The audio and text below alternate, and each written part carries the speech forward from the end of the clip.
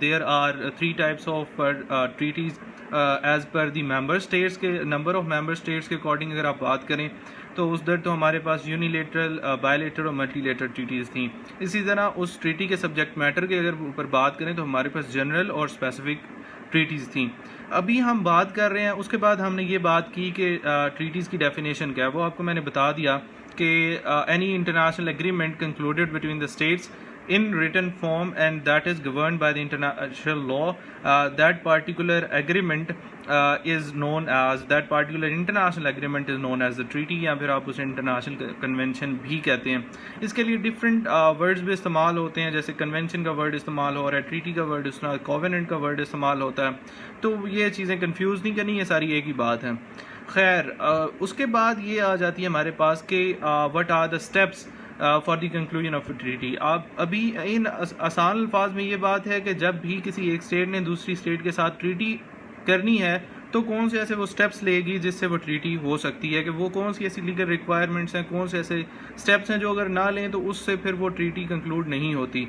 तो सबसे पहले क्या करेंगे, सबसे पहले जो कोई भी स्टेट है वो adoption of the text of the treaty की तरफ जाएगी।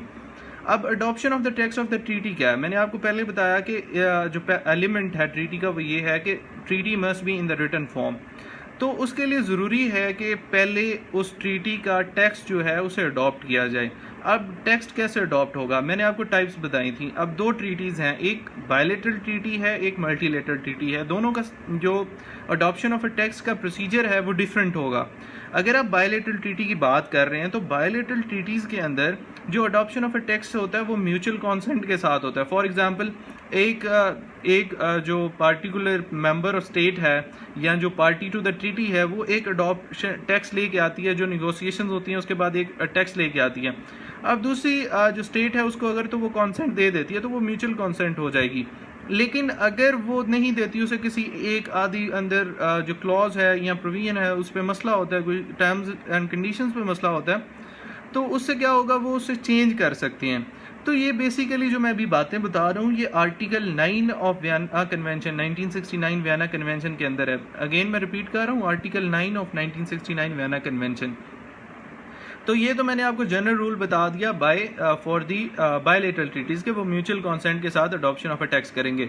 लेकिन अब अगर मल्टीलेटरल ट्रीटीज़ हैं, मल्टीलेटरल ट्रीटीज़ में जैसे मैंने बताया 2 से ज़्यादा स्टेट्स हैं, फॉर एग्जांपल 50 स्टेट्स हैं, 100 स्टेट्स हैं, तो वहाँ पर अडॉप्शन ऑफ अ टेक्स्ट कैसे होगा। तो आर्टिकल 9 कहता है कि वहाँ पर adoption of a text 2/3 majority की बेस के ऊपर होगा, कि कोई भी इंटरनेशनल कॉन्फ्रेंस हो रही है वहाँ पे अगर आप टेक्स्ट अडॉप्ट कर रहे हो तो वो 2/3 मेजोरिटी के ऊपर होगा। फॉर एग्जांपल ये कि अगर एक टेक्स्ट आता है उसमें से 2 या 3 जो डिफरेंट स्टेट्स हैं वो उस टेक्स्ट को नहीं भी मान रही, लेकिन उसमें इस तरह तो आपको हर एक स्टेट को तो वो सेटिस्फाई नहीं कर सकती वो पार्टिकुलर जिसे आप कह सकते हैं टेक्स्ट। तो उससे क्या होता है, जो 2/3 मेजोरिटी जिस टेक्स्ट को पास करती है वो जो टेक्स्ट होता है वो अडॉप्ट कर लिया जाता है। ये हमारे पास पहला जो स्टेप आ गया वो for the conclusion of treaty, वो क्या हो गया हमारे पास, वो adoption of the text of the treaty हो गया। उसके लिए आपको मैंने 2 रूल्स बता दिए, एक हमारा जनरल रूल है फॉर द बायलेटरल ट्रीटीज़ और दूसरा हमारा जो स्पेसिफिक रूल है फॉर द मल्टीलेटरल ट्रीटीज़। उसमें मैंने आपको बता दिया कि वो 2/3 मेजोरिटी के साथ जो पार्टिकुलर टेक्स्ट होगा वो अडॉप्ट हो जाएगा। अच्छा, उसके बाद अगला जो हमारे पास स्टेप आता है, ये इसका आर्टिकल 9 था। उसके बाद अगला जो हमारे पास स्टेप आता है adoption of the text of the treaty के बाद अगला हमारे पास स्टेप आता है, वो स्टेप है consent to be bound by the treaty. अब जब स्टेट्स ने वो पार्टिकुलर टेक्स्ट जो है ट्रीटी का वो अडॉप्ट कर लिया, अडॉप्शन के बाद अगला जो स्टेप आता है वो ये आता है कि जो स्टेट्स हैं वो कॉन्सेंट देती हैं। अब स्टेट्स जो हैं वो कॉन्सेंट किस तरह देती हैं, इसके आपके पास 5 तरीके हैं। Specifically article 11 of 1969 Vienna convention on law of treaties आपको 5 डिफरेंट मेथड्स देता है, 5 डिफरेंट रिकग्नाइज्ड मेथड्स देता है, जिससे कंट्रीज़ ये शो करती हैं कि we have given the consent to be bound by the particular treaty, जिसका हमने टेक्स्ट जो है वो अडॉप्ट किया था। उसके लिए वो 5 स्टेप्स क्या हैं, पार्टिकुलर 5 वेज क्या हैं कॉन्सेंट देने के। सबसे पहला जो आपके पास ये है वो सिग्नेचर है। अब अगर सिग्नेचर की बात करें तो आर्टिकल 12 क्लॉज 1 ये कहता है कि जिन भी ट्रीटीज़ के अंदर ये लिखा हो, उसकी टर्म्स एंड कंडीशंस के अंदर ये लिखा हो कि जो भी मेंबर स्टेट्स हैं वो इसकी कॉन्सेंट सिग्नेचर के साथ देंगी, तो वो पार्टिकुलर जो ट्रीटीज़ हैं उनकी कॉन्सेंट जब भी वो मेंबर स्टेट्स का जो रिप्रेजेंटेटिव है वो उसको साइन कर देता है, that means the particular state has given the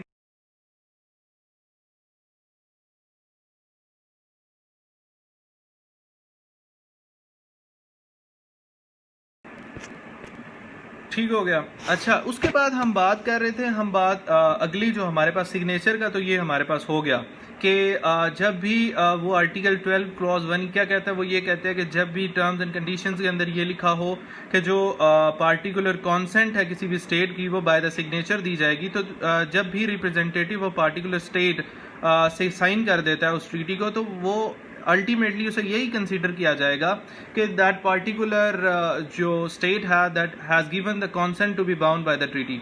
ये तो हमारे पास पहला स्टेप हो गया, पहला मेथड हो गया जिससे कोई भी स्टेट कॉन्सेंट देती है। फिर हमारे पास जो दूसरा आप उसे कह सकते हैं दूसरा एक मेथड है, वो रेटिफिकेशन का मेथड है। अब अक्सर इवन अगर लोग, जब आप लीग ऑफ नेशंस की बात करते हैं, लीग ऑफ नेशन की फेलियर की बात करते हैं, तो उसके अंदर एक आप पॉइंट बोलते हैं कि जी United States of America didn't joined League of Nations, लेकिन उसका प्रपोजल लीग ऑफ नेशंस के प्रपोजल में President of United States of America was on the front line. तो उसका मकसद क्या था, उसका मसला क्या हुआ? मसला ये हुआ कि साइन तो हो गए, लेकिन उस जो आपके यूनाइटेड स्टेट्स ऑफ अमेरिका का कॉन्स्टिट्यूशन है, उसकी कॉन्स्टिट्यूशन रिक्वायरमेंट है कि जब भी यूनाइटेड स्टेट्स ऑफ अमेरिका का रिप्रेजेंटेटिव जो कि प्रेसिडेंट है वो कोई भी ट्रीटी साइन करेगा, दैट उसके बाद क्या होगा, वो पार्टिकुलर जो ट्रीटी है that is required to be ratified. और रेटिफाइड कैसे की जाती है, रेटिफिकेशन कब होगी, जब वो पार्टिकुलर ट्रीटी का टेक्स्ट 2/3 मेजोरिटी से Senate of United States of America से पास होगा। तो उससे क्या हुआ, उस वक्त भी लीग ऑफ नेशन का जो कोवेनेंट था वो यूनाइटेड स्टेट्स ऑफ अमेरिका की सेनेट से 2/3 मेजोरिटी से नहीं पास हो सका।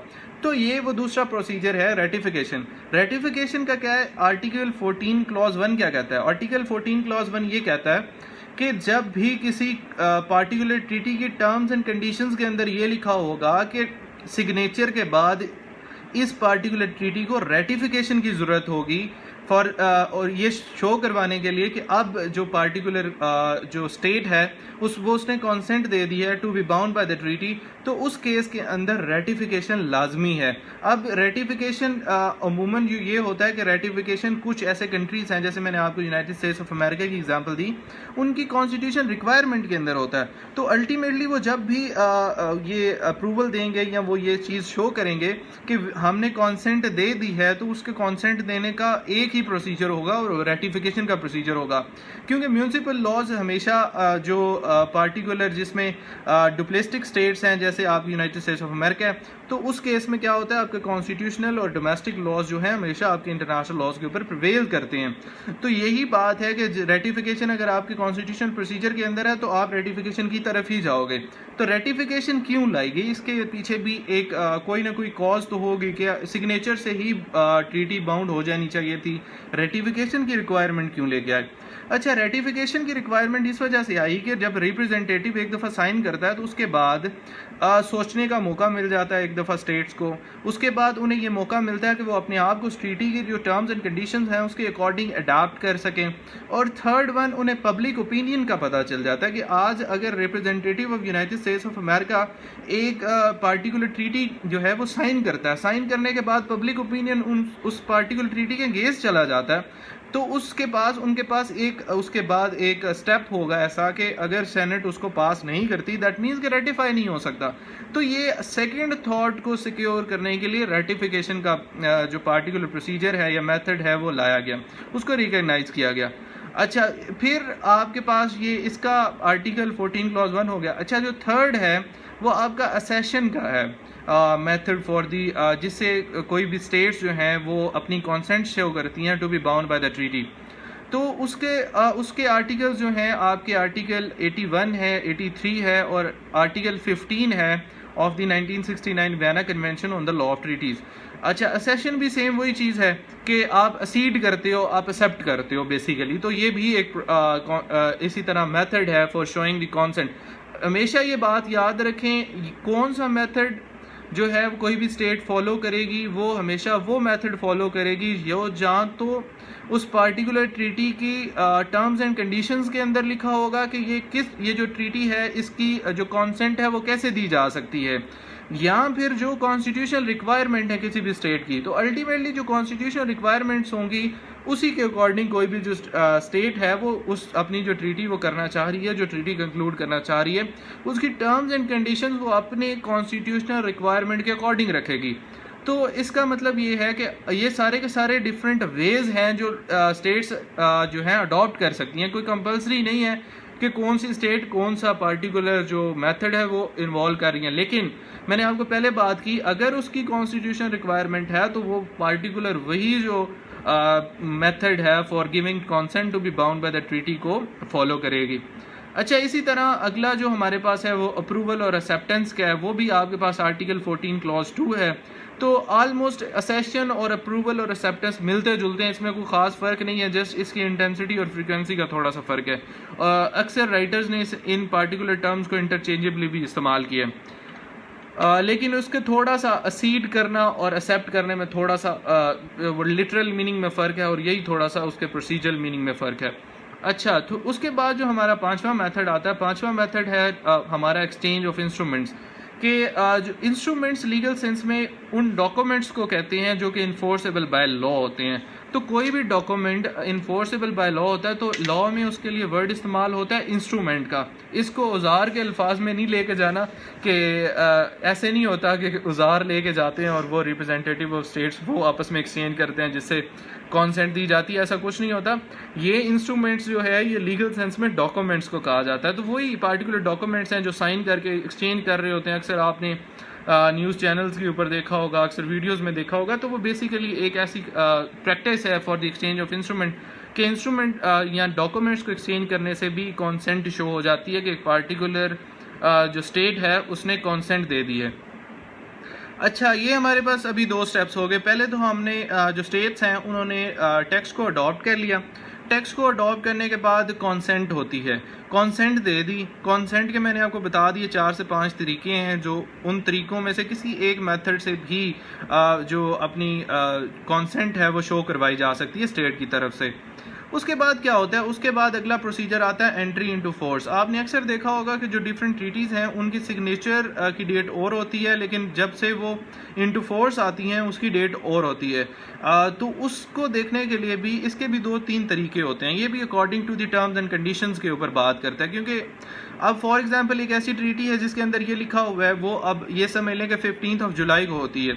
उस ट्रीटी के टर्म्स एंड कंडीशंस के अंदर ये लिखा हुआ है कि ये जो पार्टिकुलर ट्रीटी है इसकी जो इन्फोर्सेबिलिटी है या फिर ये एंट्री इनटू फोर्स आगे 1 जनवरी 2021 के अंदर जाके आएगी। तो उसमें क्या होगा, अल्टीमेटली ये लिख दिया गया है उसके अंदर, तो वो according to the terms and conditions जो टाइम सेट कर दिया गया, साइन होने के बाद जो टाइम सेट कर दिया कि आज से ये लागू होना स्टार्ट हो जाएगी, तो वो एंट्री इनटू फोर्स उस हिसाब से होगी।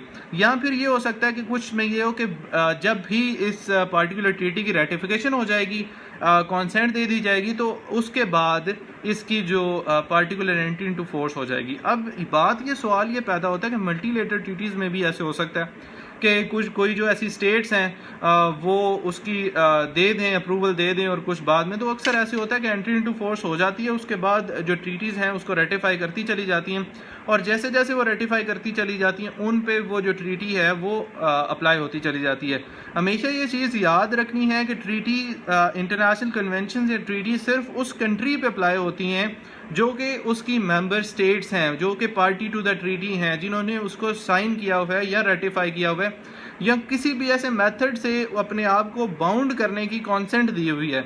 कभी भी कोई भी ट्रीटी उस कंट्री पे अप्लाई नहीं होगी जिसने उसे साइन नहीं किया। अब सबसे अच्छी एग्जांपल आपको मैं देता चलूँ, nuclear non proliferation treaty.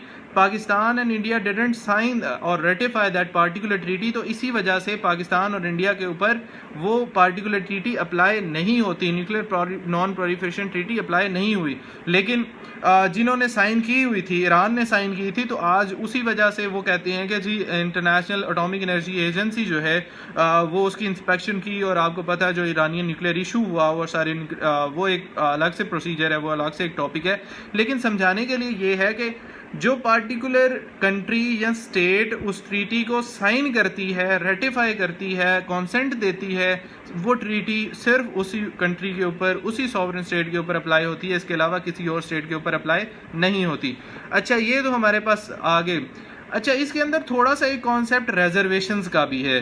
Reservations एक ऐसे यूनिलेटरल स्टेटमेंट्स होती हैं बाय एनी स्टेट कि जो वो उसके टेक्स्ट के ऊपर या किसी क्लॉज के ऊपर देती हैं।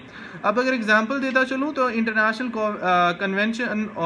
Covenant on civil and political rights जो हैं उनके ऊपर पाकिस्तान ने डेथ पेनल्टी के ऊपर रिजर्वेशंस दी थी। तो इसके लिए भी अलग से हम इंशाल्लाह एक लेक्चर रखेंगे, उसको मैंने एक्सप्लेन करूंगा कि डिफरेंट स्कूल ऑफ थॉट्स क्या कहते हैं कि जब भी एक स्टेट दूसरी स्टेट के ऊपर रिजर्वेशंस देती हैं। अभी के लिए आप सिर्फ ये ध्यान में रखें कि रिजर्वेशंस ऐसी यूनिलेटरल स्टेटमेंट्स होती हैं जो कि पार्टी टू द ट्रीटीज़ करती हैं, और ये मोस्टली मल्टीलेटरल ट्रीटीज़ के अंदर होती हैं कि जब 100 से ज़्यादा, आप ये समझ लें एग्जांपल के तौर पर, वैसे 2 से ज़्यादा जो होती हैं वो सारी मल्टीलेटरल ट्रीटीज़ के अंदर आती हैं।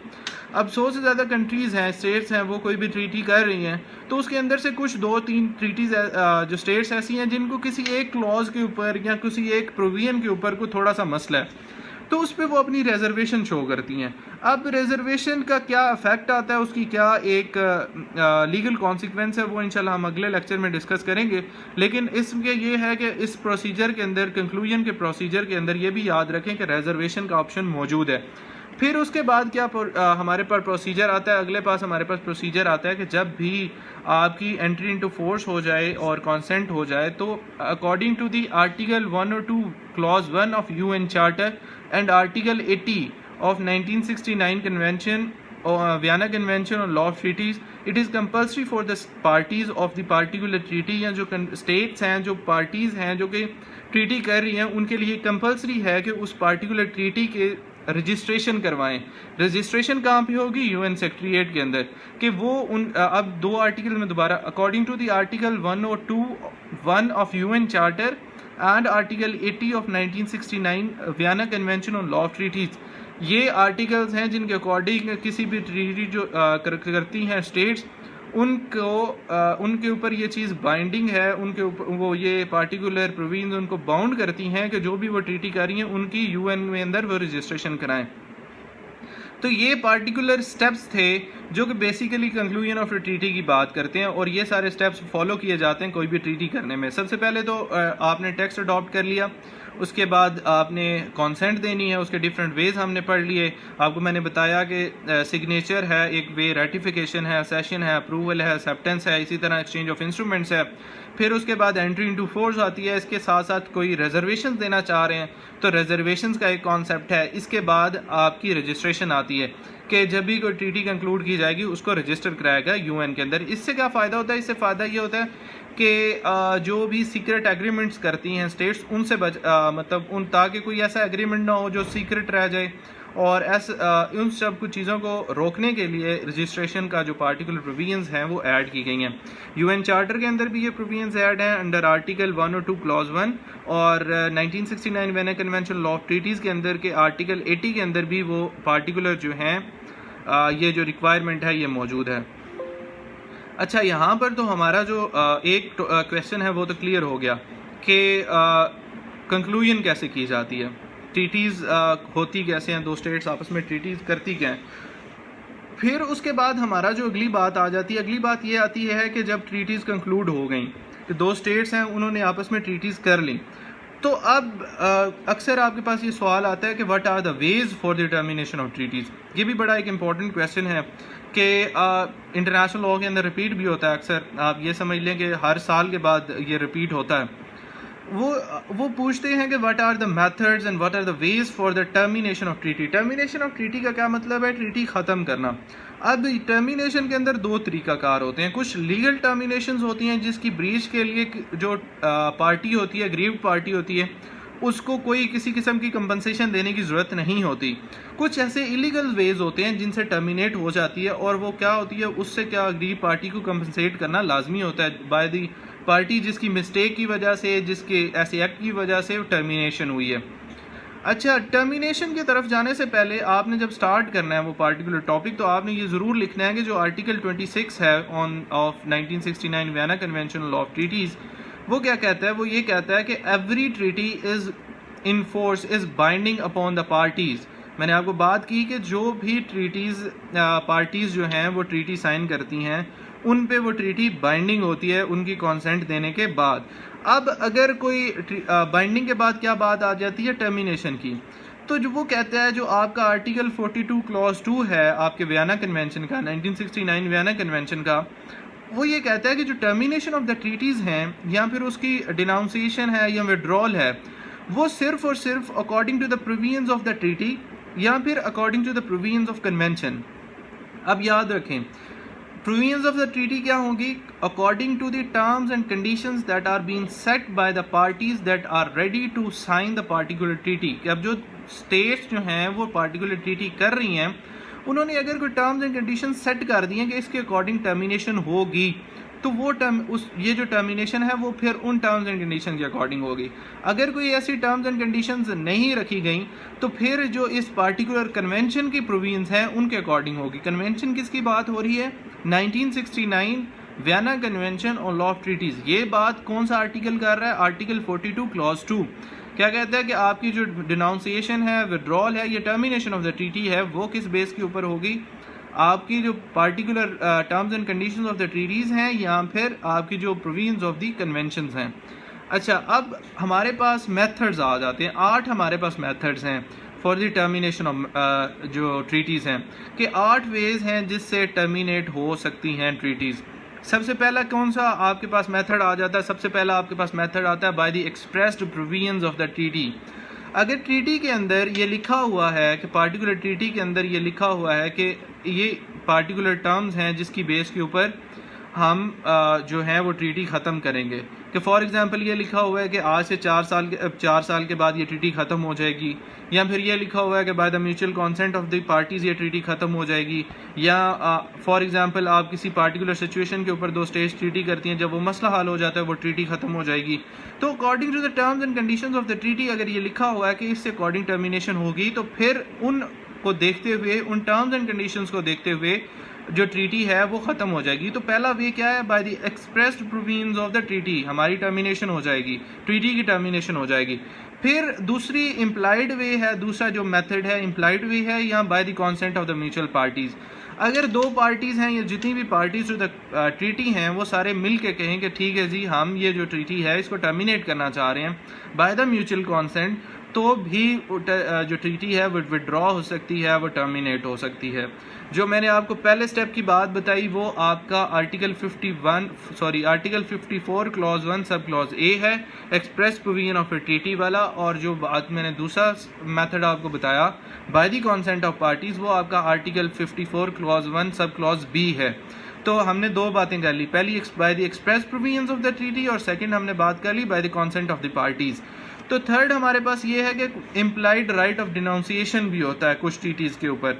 अब कुछ नेचर की ट्रीटीज़, अगर ट्रीटी के आप नेचर देखें तो वो ट्रीटी की नेचर इस तरह की है कि वो टेम्परेरी नेचर की है, या फिर वो किसी ऐसे सब्जेक्ट मैटर के ऊपर है कि जिससे पता चलता है कि अगर ये सब्जेक्ट मैटर ख़त्म हो गया तो उसके बाद ये ट्रीटी भी ख़त्म हो जाएगी, या फिर वो टेम्परेरी पर्पसेस के लिए उसकी नेचर इस तरह की है, और वो इंटेंशन उससे ये शो हो रही है कि ये इस पार्टिकुलर टाइम के बाद ये अल्टीमेटली टर्मिनेट हो जाएगी। तो article 56 of the 1969 Vienna convention क्या कहता है, तो फिर उस पार्टिकुलर नेचर को देखते हुए भी ट्रीटी जो है वो विड्रॉ की मतलब कोई पार्टी उस ट्रीटी से विड्रॉ भी कर सकती है, और उसके बाद क्या हो सकता है, वो ट्रीटी टर्मिनेट भी हो सकती है। फिर अगला जो हमारे पास चौथा मैटर आता है वो मटीरियल ब्रीच का आता है। मटीरियल ब्रीच क्या है, मटीरियल ब्रीच ये है कि अगर उस ट्रीटी के अंदर कोई ऐसी चेंजिंग आ जाए, कोई ऐसी वायलेशन की जाए जिससे उसका जो मेन पर्पज़ है वो ख़त्म हो जाए। फॉर एग्ज़ाम्पल हमने जो न्यूक्लियर नॉन प्रोलिफरेशन है वो ट्रीटी इस वजह से की कि हम प्रोलिफरेशन न्यूक्लियर प्रोलिफरेशन है उसे रोकेंगे। हमने यूएन चार्टर इसलिए लेके आए ताकि हम इंटरनेशनल पीस एंड सिक्योरिटी को मेंटेन कर सकें। हमने इंडस वाटर ट्रीटी इस वजह से की कि हम उस पार्टिकुलर जो हमारे पास डिस्ट्रीब्यूशन ऑफ वाटर है उसके ऊपर हम बात कर सकें। इसी तरह हमने universal declaration of human rights इस वजह से लेकर आए कि हम जो ह्यूमन राइट्स हैं उनकी इंश्योरमेंट कर सकें। अब अगर आप सोचें कि न्यूक्लियर नॉन प्रोलिफरेशन ट्रीटी के अंदर न्यूक्लियर नॉन प्रोलिफरेशन ही नहीं रुकती, अब आप सोचें कि यूएन चार्टर के इंटरनेशनल पीस एंड सिक्योरिटी ही नहीं होती, कि ban on the use of force ही नहीं होता, फिर ह्यूमन राइट्स ने यूडीएचआर के अंदर ह्यूमन राइट्स ही इंश्योर नहीं होते, अगर इंडस वाटर ट्रीटी के अंदर जो डिस्ट्रीब्यूशन ही नहीं होती, तो इसका मतलब यह है कि उसका जो वायलेशन ऑफ दी जो प्रोविजनल जो उसका असेंशियल प्रोविजन है उसकी वायलेशन हुई है। तो इस तरह की वायलेशन पे भी जो ट्रीटी है वो अल्टीमेटली टर्मिनेट हो जाती है। ये आपका आर्टिकल 60 है 1969 वियना कन्वेंशन, जो ये कहता है कि with the material breach of any particular essential provision of the treaty, आपकी जो ट्रीटी है वो टर्मिनेट हो जाती है। उसके बाद अगला जो हमारे पास आता है आर्टिकल 61, और जो हमारे पास मेथड आता है वो इम्पॉसिबिलिटी ऑफ परफॉर्मेंस का आता है। अब सोचें कोई ऐसी ट्रीटी हुई है दो स्टेट्स के दरमियान कि उन्होंने कहा कि ये जो पार्टिकुलर एक आप ये समझ लें, छोटी सी एग्जांपल दे दूं कि कोई ऐसे पहाड़ों के ऊपर कोई एग्रीमेंट कर लें, कोई ऐसे इलाके हैं जिसके ऊपर एग्रीमेंट हो गया कि यहाँ पे इंफ्रास्ट्रक्चर बनेगा, ये होगा वैसे होगा। अब कोई ऐसा नेचुरल डिज़ास्टर आता है जिससे वो चीज़ पॉसिबल नहीं रहती, कोई ऐसी मतलब नेचुरल डिज़ास्टर आता है जिससे जो वो इंफ्रास्ट्रक्चर ख़राब हो जाता है या माउंटेन्स को नुकसान पहुंचता है, या फिर वो ऐसी बाय दी नेचुरल डिज़ास्टर उसकी जो इम्पॉसिबिलिटी है वो हो जाती है, तो उस केस के अंदर जो टर्मिनेशन है वो अल्टीमेटली हो जाएगी और किसी भी जो पार्टी टू द ट्रीटी है उसको कंपनसेशन देने की ज़रूरत नहीं पड़ेगी।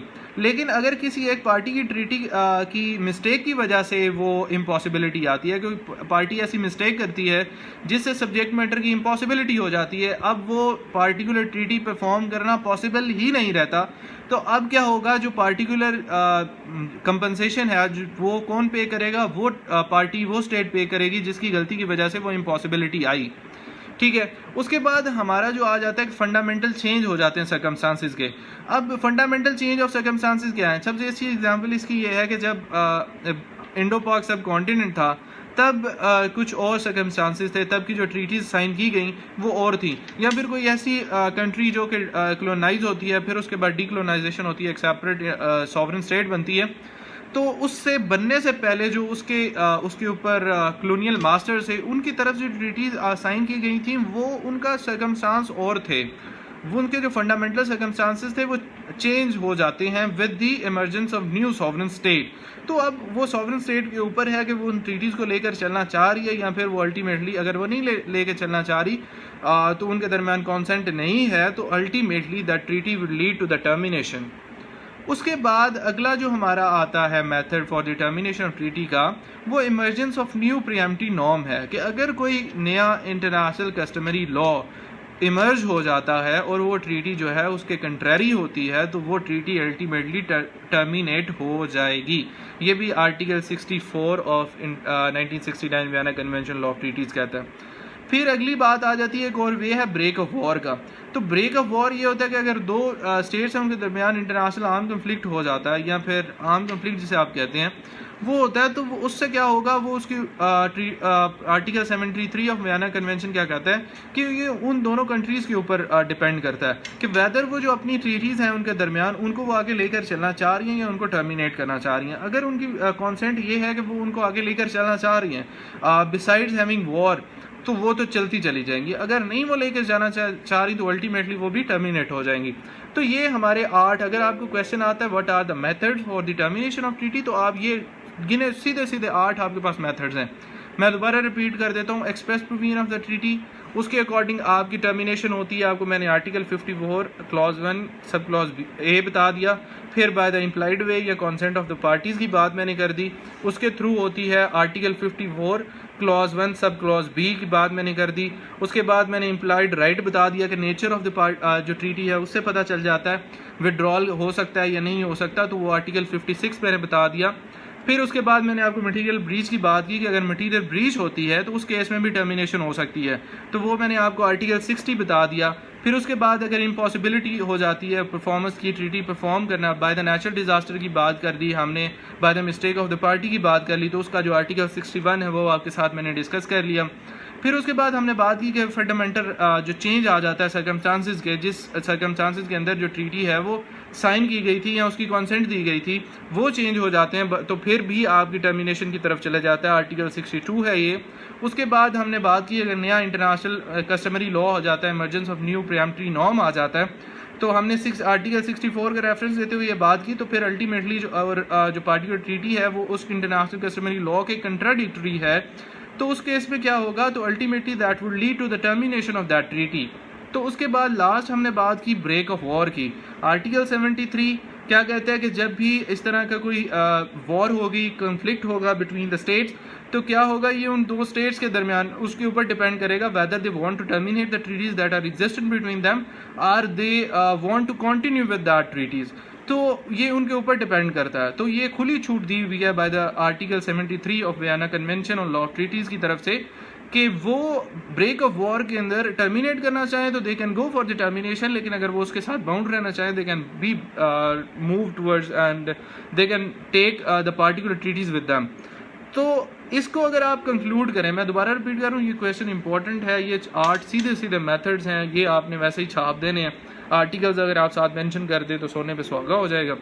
तो वो ये है कि इसको कंक्लूड आपने करना है इसी तरह कि यही वो मेथड्स हैं। और अगर मैं दोबारा बता रहा हूँ जो लीगल मेथड्स हैं उनसे क्या होगा, अगर वहाँ पर किसी पार्टी की मिस्टेक नहीं है, ब्रीच नहीं है, तो उससे क्या होगा, कंपनसेशन नहीं होगी। लेकिन जब किसी भी पार्टी की मिस्टेक होती है, ब्रीच होता है, तो वहाँ पर कंपनसेशन का जो क्वेश्चन है वो रेज हो जाता है।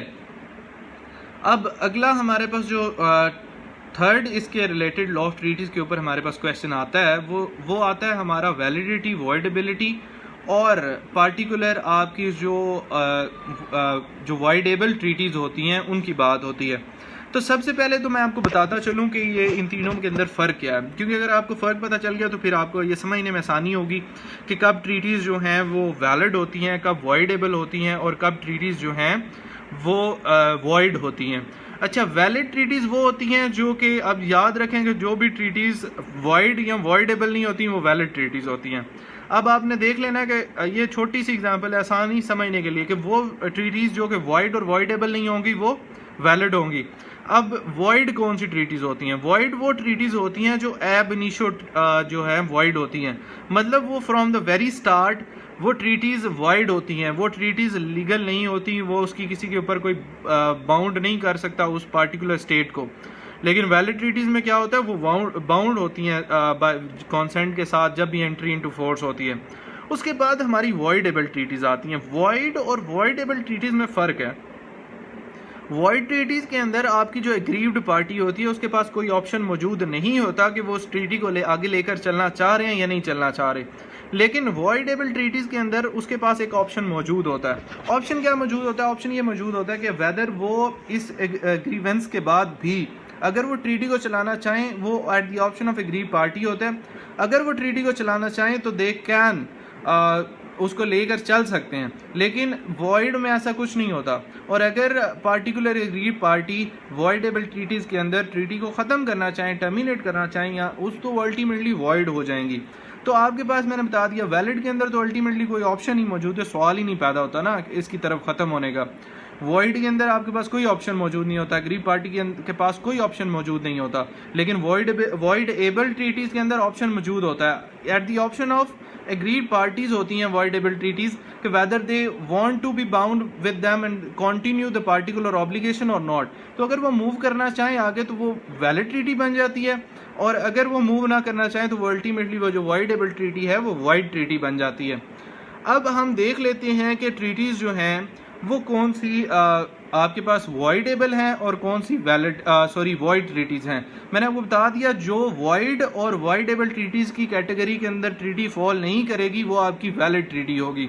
अच्छा, सबसे पहले हम बात करते हैं वॉइडेबल ट्रीटीज़ की। आपके पास 5 किस्म की ऐसी ट्रीटीज़ हैं जो वॉइडेबल होती हैं। मैं दोबारा बता रहा हूँ, वॉइडेबल ट्रीटीज़ कौन सी होती हैं? वॉइडेबल वो ट्रीटीज़ होती हैं जो eight the option of agreed party होती हैं।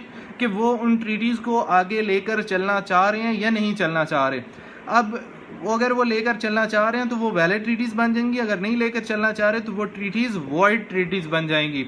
तो सबसे पहले हमारे पास टाइप आती है वॉइडेबल ट्रीटी की, वो जो कि treaties concluded beyond the ambit of international law, internal law, जो आपके म्यूनसिपल लॉ के कंट्रेरी जाकर ट्रीटी जो है वो कंक्लूड की गई है। आपको फॉर एग्जांपल मैंने आपको बताया पहले कि आपका जो कॉन्स्टिट्यूशन रिक्वायरमेंट है वो ये कहती है कि आप रेटिफिकेशन के थ्रू जो है कंसेंट दोगे, या फिर ये पार्टिकुलर रिप्रेजेंटेटिव है ये कॉन्सेंट देगा।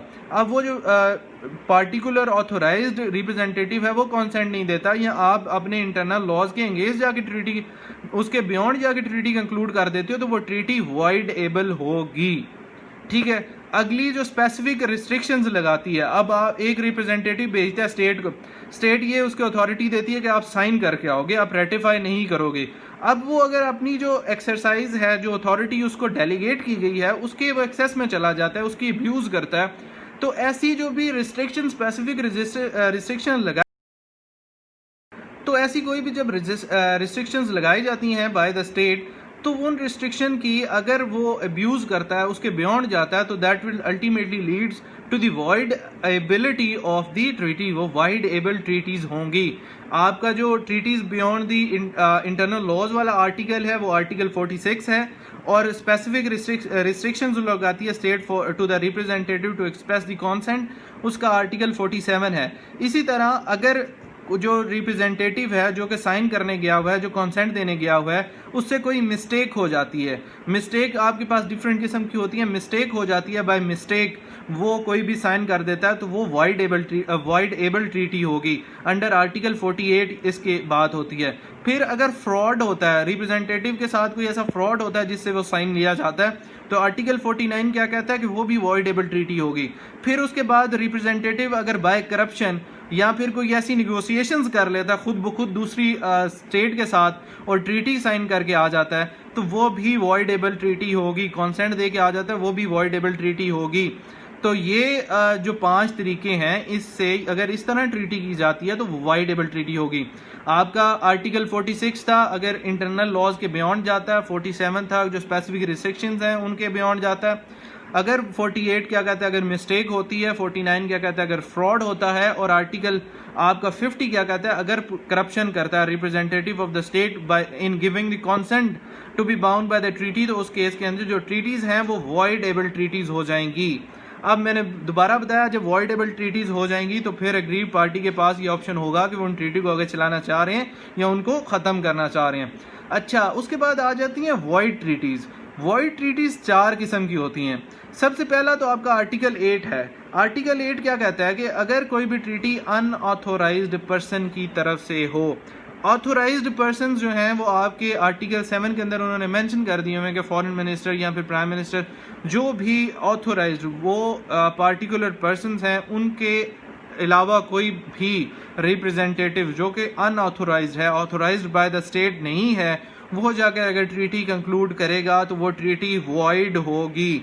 वॉइड ट्रीटीज़ कौन सी होती हैं, मैं दोबारा बता रहा हूँ, वॉइड ट्रीटीज़ वो होती हैं जिसके अंदर ऑप्शन नहीं मौजूद होता। They are void ab initio, from the very start they are void, और उसके पास अग्रीव पार्टी के पास कोई ऑप्शन मौजूद नहीं रहता कि whether they want to carry on that particular treaty और नॉट, बस वो ख़त्म हो गई, फिर वॉइड एबल में उनके पास ऑप्शन होता है। ठीक है, उसके बाद एक तो बात ये होगी। दूसरी हमारे पास बात आती है अगर कोअर्जन होती है, यूज़ ऑफ फोर्स होता है, या आप ये कह सकते हैं by the representative of state जो है वो उसकी थ्रेट करता है, यूज़ ऑफ फोर्स करवा के कॉन्सेंट लेता है, तो ऐसी भी कोई भी ट्रीटीज़ जो हैं अकॉर्डिंग टू द आर्टिकल 51 वो वॉइड ट्रीटीज़ होंगी। थर्ड वन, अगर कोई भी कोअर्जन या threat to the use of force by the state होता है, एक तो रिप्रेजेंटेटिव से होता है या फिर स्टेट इस तरह का कोई भी थ्रेट या कोरियन या फिर यूज़ ऑफ फोर्स करके रिप्रेजेंटेटिव ऑफ स्टेट से साइन लेती है या कॉन्सेंट लेती है, तो आर्टिकल 52 के अकॉर्डिंग वो जो पार्टिकुलर ट्रीटी होती है वो वॉइड ट्रीटी कहलाएगी।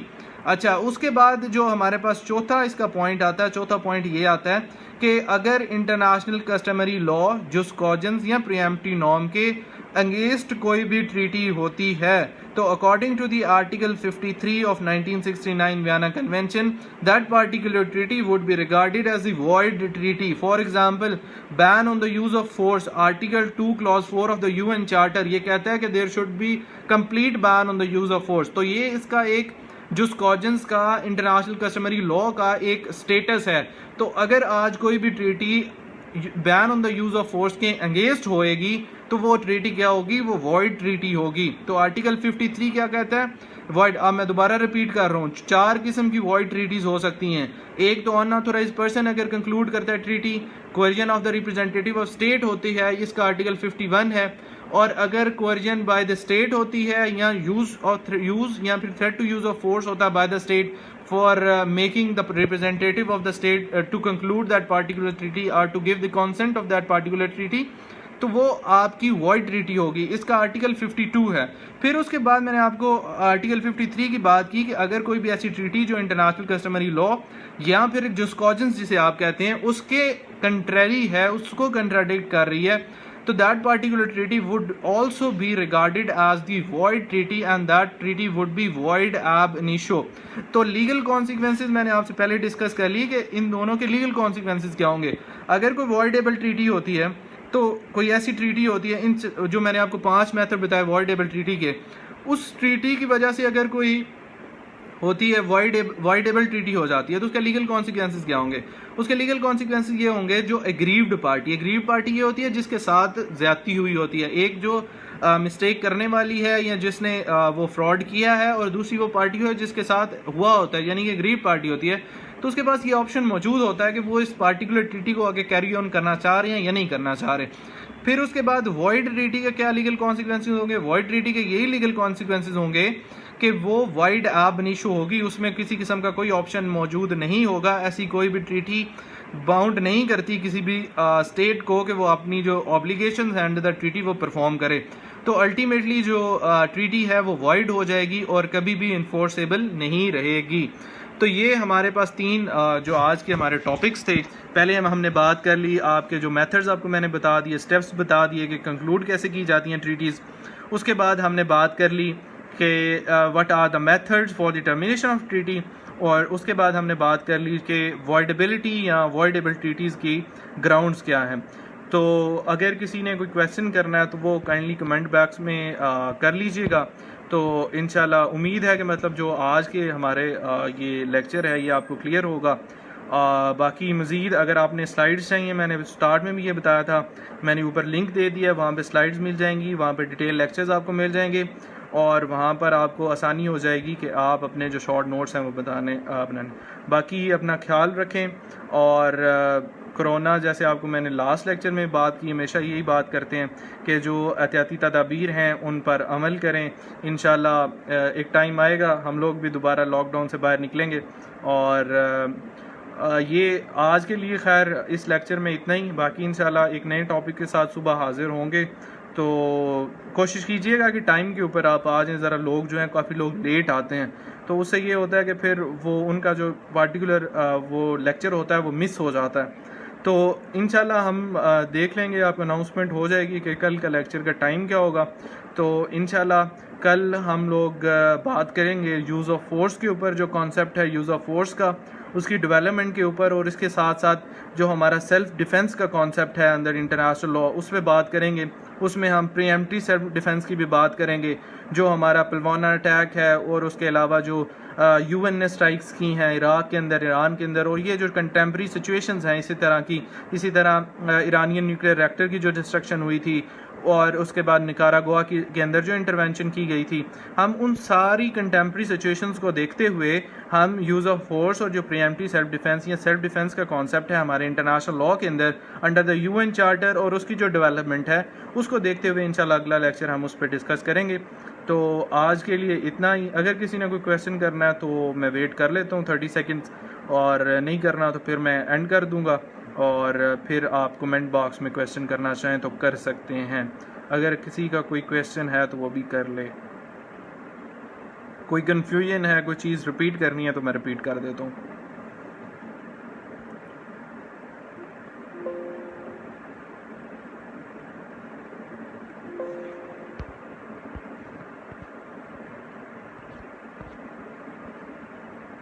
चलें जी, ठीक है। आप जो जिसका भी कोई क्वेश्चन हो वो फिर कमेंट बॉक्स में पूछ लीजिएगा।